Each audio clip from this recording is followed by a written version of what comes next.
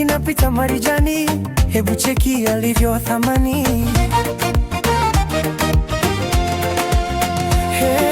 Bila jicho la Mungu huwezi mwona. Wapaswa kutuli vizuri na Mungu kwa kona. Wapaswa kutuli vizuri na Mungu kwa kona. Wapaswa kutuli vizuri na Mungu kwa kona.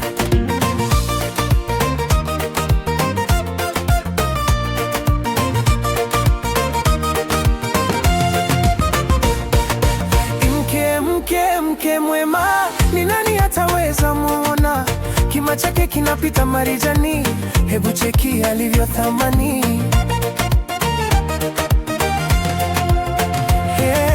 Bila jicho la Mungu huwezi mwona. Wapaswa kutuli vizuri na Mungu kwa kona.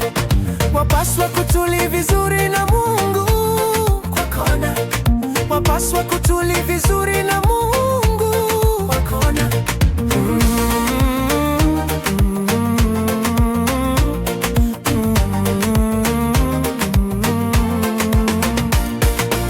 Mumeweka na mwamini kikamilifu, wala hakosi kitu chochote cha thamani. Hamtendea mumewe mema, wala si mabaya. Siku zote za maisha yake, yeye ni kama meli za biashara, akileta chakula chake kutoka mbali. Yeye huamka kungali bado giza, huwapa jamaa yake chakula na mafungu kwa watumishi wake wa kike. Huangalia shamba na kulinunua, kutokana na mapato yake hupanda shamba la mizabibu. Hufanya kazi zake kwa nguvu, mikono yake na nguvu kwa ajili ya kazi zake. Huwanyoshea maskini mikono yake na kuwakunjulia wahitaji vitanga vyake. Hutengeneza mazulia ya urembo ya kufunika kitanda chake. Yeye huvaa kitani safi na urujuani.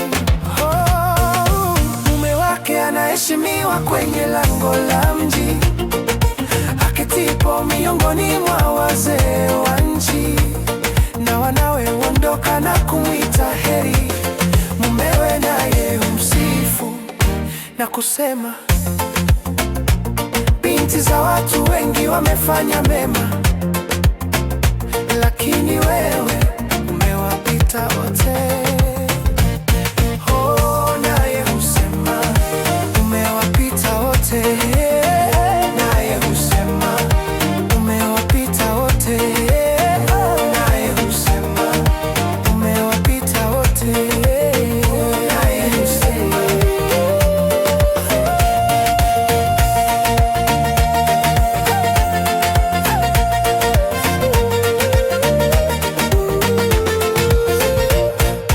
mume wake hujulikana malangoni, aketipo pamoja na wazee wa nchi. Na wanawe huondoka na kumwita heri. Mumewe naye humsifu na kusema, binti za watu wengi wamefanya mema, lakini wewe umewapita wote.